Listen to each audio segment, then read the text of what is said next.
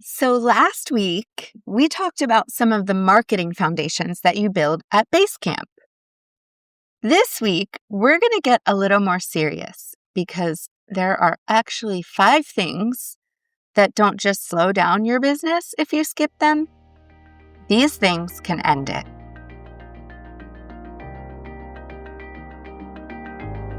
Welcome to the Outcome Academy podcast. I'm Ginny Seeley.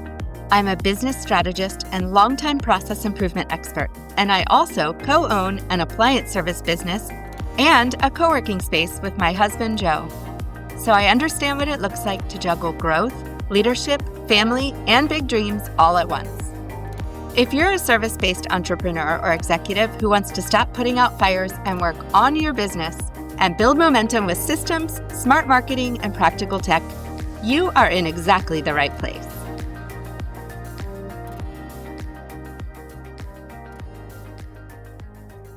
Well, hello, my friend, and welcome back.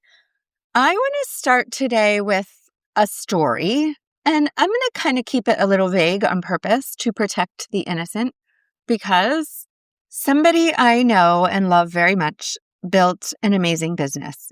They worked really hard. They got a really great bunch of clients in their world, and they built an amazing reputation. Super proud of what they were creating, and they absolutely deserve to be super proud of what they were creating. From the outside, it looked like it was working, and it really was. It was working really, really well. And then they got a letter. And the letter essentially said that the name and the brand that they had been operating under belonged to somebody else. And just like that, everything that they built under that name, all of their social, their branding, all of that had to change. And it wasn't because their business was doing poorly. Actually, their business was doing amazing. And probably that's what got the attention of the other person that was using the name. What happened was, in the Basecamp phase of their business, when they were gearing up, setting up all the things to move forward and do business, they didn't take that step in the beginning. They didn't research their name, protect their name, and it just caused a lot of strife during a time when everything was going great. And unfortunately, that's usually what happens. Nothing seems to go wrong when there's nothing to go wrong, right? But when things are going really well, chugging along, all of a sudden, bam, you get this disruption. And so that's what today is about. It's not about the things that slow you down. It's the things that can actually really put a serious damper on your business or wound it or even end it if you're not careful. So I want to be really clear before we dive in. I'm not telling this to scare you. On the contrary, I'm telling this to you so that you can be prepared ahead of time and avoid all of these things. I'd rather you hear it from me on a Wednesday morning than from an attorney or a letter or a big critical financial error after the fact. In the Business Mountain Framework, Basecamp is the foundation phase. The Business Mountain Framework is something we've developed at Outcome Academy to help you think of growing your business as if you're on a mountain journey. And when you get on a mountain journey on a super big mountain that is lovingly called an 8,000er, because those mountains are one of the very few mountains in the world who are greater than 8,000 meters high. And few people make it to the very top or the summit of those mountains. And so the summit is often referred to as rare air. As we make our way up the mountain of our business journey, and we compare our business to a trek up an 8,000er mountain, well, that means that there's several camps along the way to the top. At Outcome Academy, we define those camps as Basecamp, which is your foundation phase, Camp 1, which is the starting phase, Camp 2, which is the growing phase, Camp 3, scaling, Camp 4, selling, and then we have the summit. So if Basecamp is the foundation phase, this is the point where you do all of the things to get your business set up before it ever opens its doors. Inside Basecamp, as well as all of our other camps in our mastermind program, we outline an audit at the end of each camp to make sure that we've taken care of all of the important things at that camp and that we're ready for the camp above it. At Basecamp, I know this is going to sound crazy, but we have about 80 items that we really want to make sure are buttoned up before we move on and start our business. And that might sound really ridiculous to say there's 80 things you have to do, but this is your business. This is your livelihood, and you're going all in on it, and you're counting on this to support your family. And as you grow, you're counting on it to support other people's families as well. And the reason there are so many items is because we have 16 different categories that we look at in our businesses at every single camp. So we go through the same 16 areas in Basecamp as we do in all of the other camps. But those 16 areas look a little bit different in each camp, of course, because the things we do at Basecamp are very different from the things we do when we're scaling our businesses. So these 80-ish items in Basecamp are the things that we call non-negotiables. These are things that we want to have in place before we know that the business is safe to start and grow. Let me give you a few examples. So one of the 16 categories is called team growth. In Basecamp, what that looks like is basically just defining the different roles that are going to be required to run your business. Even if you fill every single thing yourself, I want you to go back and think E-Myth style. And Michael Gerber tells us to list out every single position in our companies and make an org chart, even if your name is in every single spot. So that's one of the non-negotiables in the team growth category for our business. We also want to decide whether we're going to use 1099 contractors for various roles or whether we're going to use W-2 employees. So those are the kind of things. And that's why it seems like there's a ton of things to do, but they're really basic things that we need to do at each and every camp.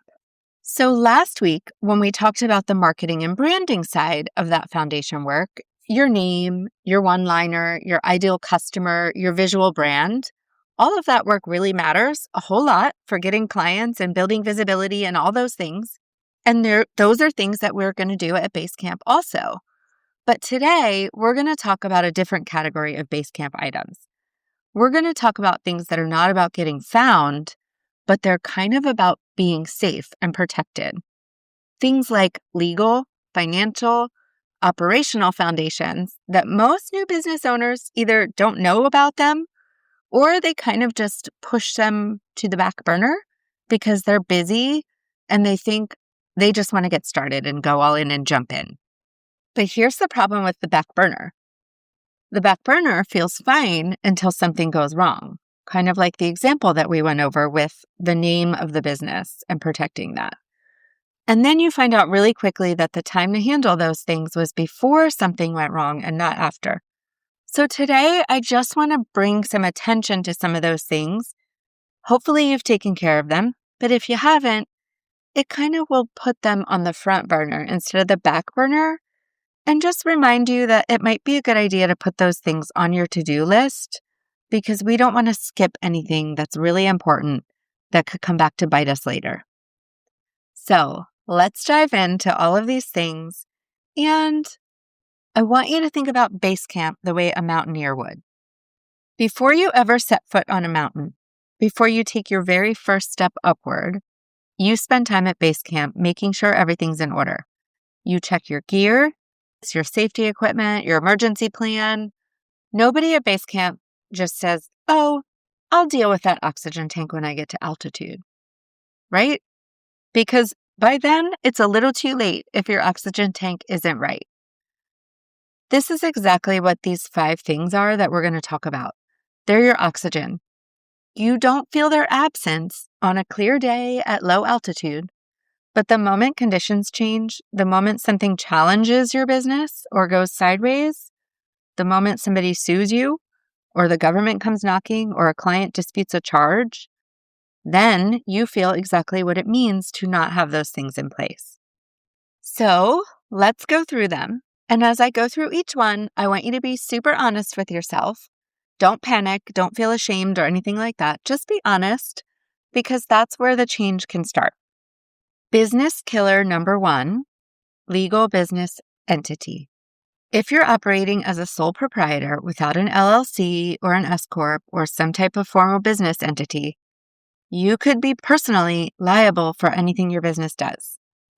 Every contract dispute, customer injury, property damage claim, anything like that, unpaid debt, that could be on you and not your business if something goes wrong. That means your house, your savings account, your car, your personal assets, anything like that could be on the table in a lawsuit against your business. Now, I am not an attorney. I've worked with many attorneys in the time of growing our businesses and purchasing property and things like that. But I want to tell you that one of the very first people that we put on our team when we were starting our business is our attorney. And I know everybody says it's too expensive. They're worried about it. They don't want to spend the money.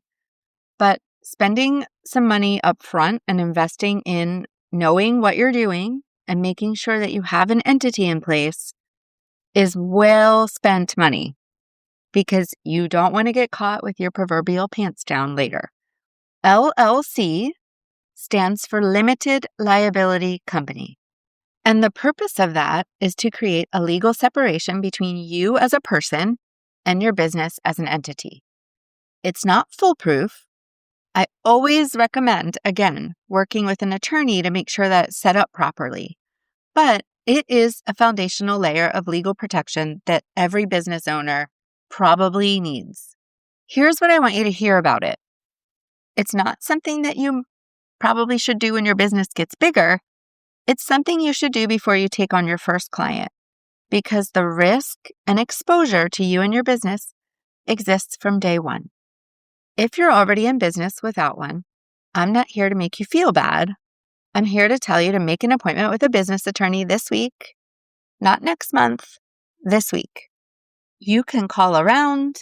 You can see if somebody knows an attorney that doesn't charge as much. It's not very difficult to file for an LLC, but there's certain rules that you have to follow, and it really is just better to make sure that you're covered. These things vary by state, so it's not even something that is a blanket answer for every single state in the United States or everywhere else. So my advice to you, call an attorney, even if it's something like Legal Shield. Figure that out and do that first. Business killer number 2, business insurance. This one goes hand in hand with your legal entity. Even if you have an LLC in place, if something happens on a job site at a client location involving a customer, God forbid somebody gets hurt, and you don't have insurance, you have left yourself exposed. I'm talking about general liability insurance at the very minimum. Depending on your industry, you might also need professional liability coverage. If you have a vehicle you use for business, a commercial auto policy. If you have employees, you need workers' compensation. The specifics depend on what you do and where you operate. But this is another thing that your attorney could help you with. You can also go to the Small Business Development Center in your community. Somebody there should be able to help you. And I'm telling you, insurance, it's not very expensive, especially when you think about how much it could cover for you. And a small tip that my financial advisor gave me a really long time ago is that having insurance is a really inexpensive way to get really great legal protection too. Because guess what? The insurance company hires attorneys to make sure they don't have to pay unnecessary claims. So if you have a good insurance, they're going to use their attorney to protect you so that they don't have to pay unnecessary things that you shouldn't have to pay.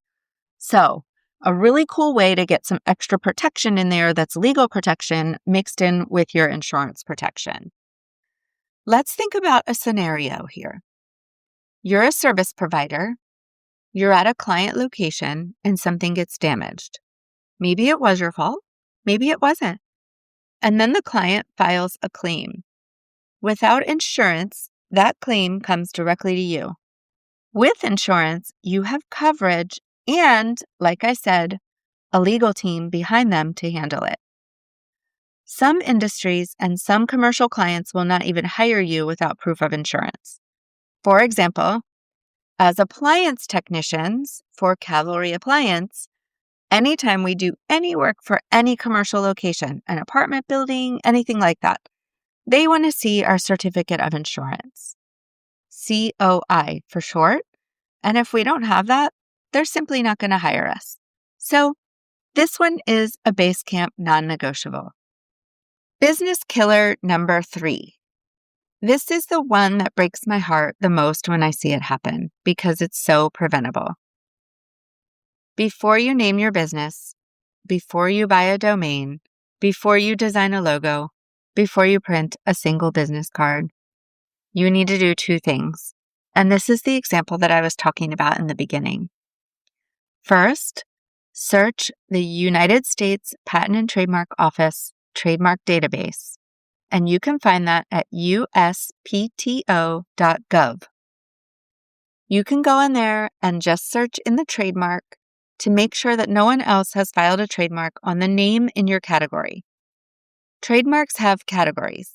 So, if your name is ABC Construction and somebody makes toys and they have a company called ABC Toys, chances are you could still use that name because they have not protected it in the construction space.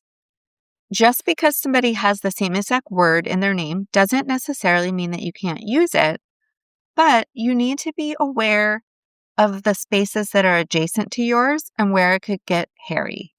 Just check there first. You can do that completely for free before you even engage an attorney to protect your name. These are things that you can do on your own. Of course, when you want to file a trademark, that attorney is going to do an in-depth search, but you can save yourself a lot of money by ruling things out that you definitely find that are already used so that you're not paying somebody to find that information out.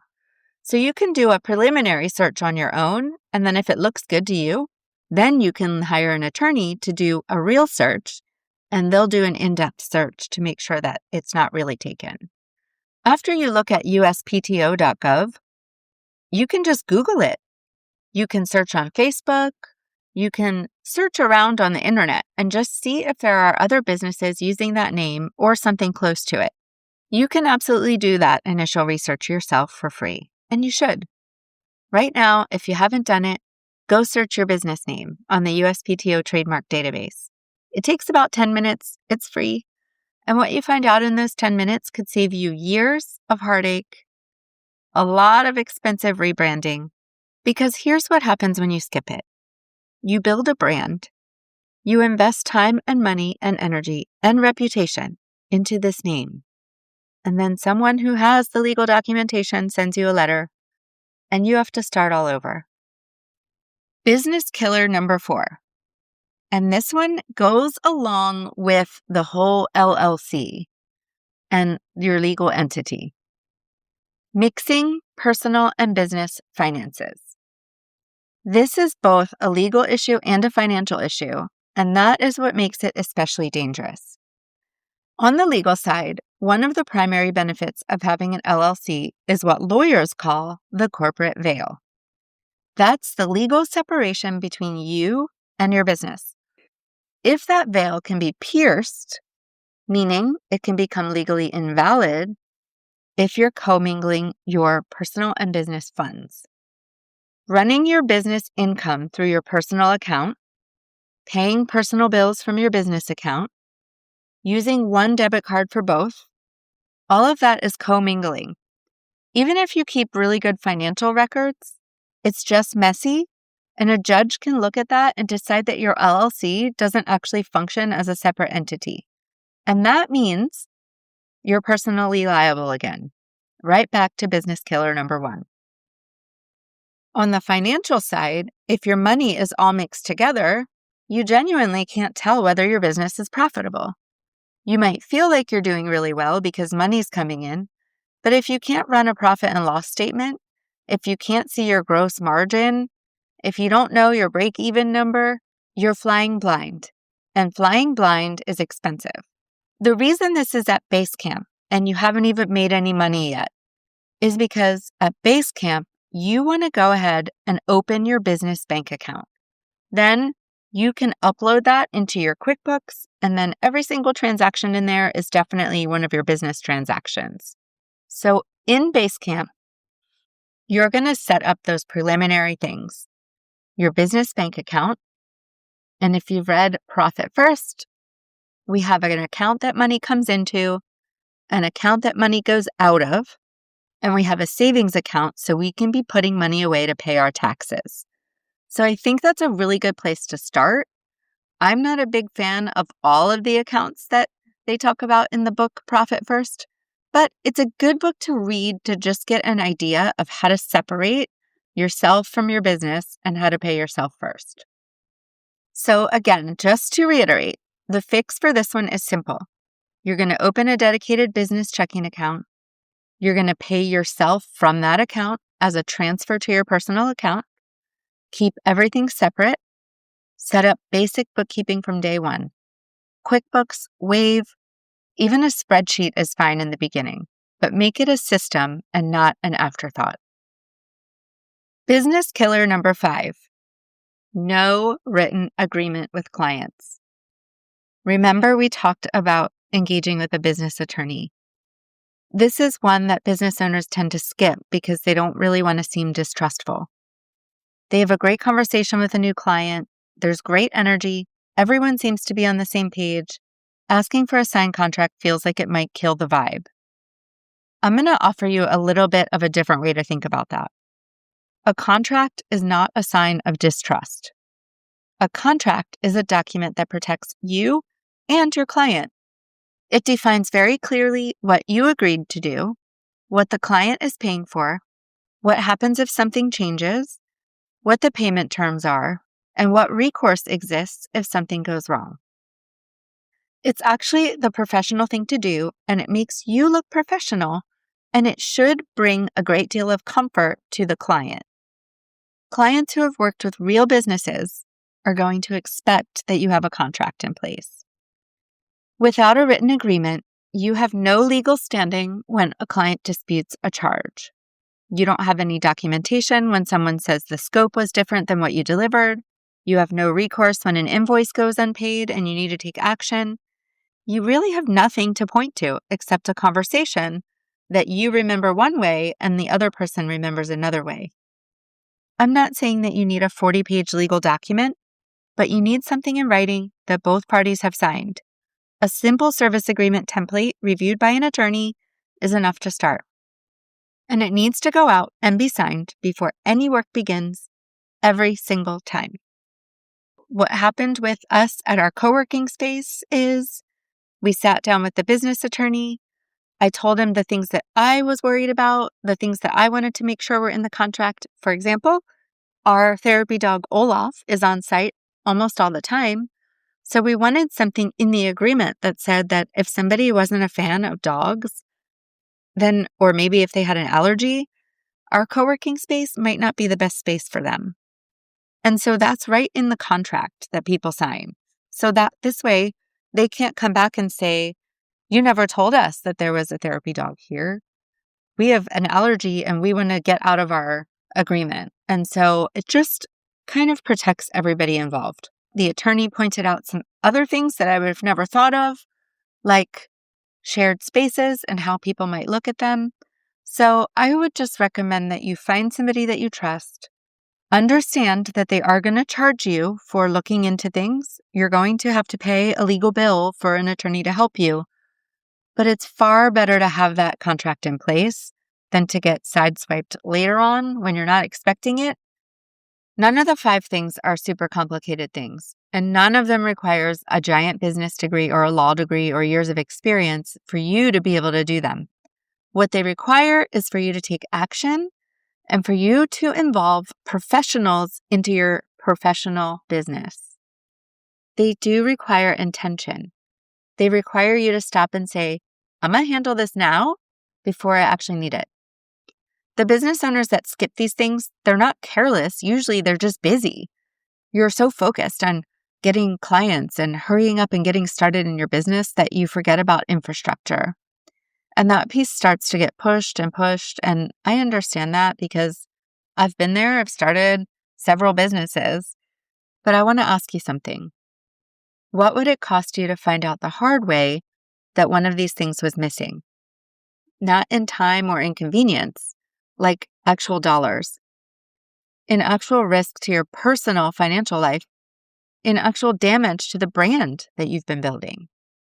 That number is almost always much higher than the cost of just handling it now. That's what I mean when I talk about doing the right work at the right altitude. Basecamp is where you set up all that protection before you need it, because the mountain does not warn you when conditions are about to change. So here's your assignment this week. Go through those 5 things.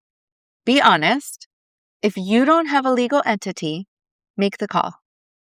Get on the phone with an attorney, hop in a Facebook group in your local business networking or something like that, and just ask somebody who they trust. If you don't have insurance, I think that's probably the number one thing to do. Get a quote this week. If you've not checked your business name in the trademark database, go do that. If your finances are still tangled together, open your business account. Do that. That's really important. And if you're doing work for people without a written agreement, please get a template in front of an attorney, have them review it, give you their stamp of approval, and then you can move on with your life. You don't have to do every single one of these today, but I wanted to give you a little check to understand where you stand on each one, because knowing that these things are even a thing is the first step to fixing it. So everything that I share here on this podcast, I share because it's stuff that I had to learn. And if I can save you the trouble of getting into a financial pickle because you've handled something because I gave you the little tip today, well, thank God for that. That's my goal. I'm here to help you. I'm not here to judge you. So don't panic. Don't throw up your hands and decide you're not going to go into business. Surround yourself with people in your community. Go to your small business development center. Get into a networking group. Ask questions online, whatever you need to do. But just be aware of these important things. If you want support working through all of the Basecamp audit alongside people who are in the same stage of the climb, that's exactly what the 8,000 Mastermind is designed for. You can find out more all about it at outcomeacademy.com. I am here to serve you, and I can't wait to hear from you. So drop me an email if you have a question at all, and I will do my best to get you the information or find somebody that can help you. As you think about this week, notice where this shows up in your own business. If you want to go deeper into this work, including the mastermind and other ways we support service-based business owners, you can explore everything at outcomeacademy.com. Thanks for listening, and I'll see you in the next episode.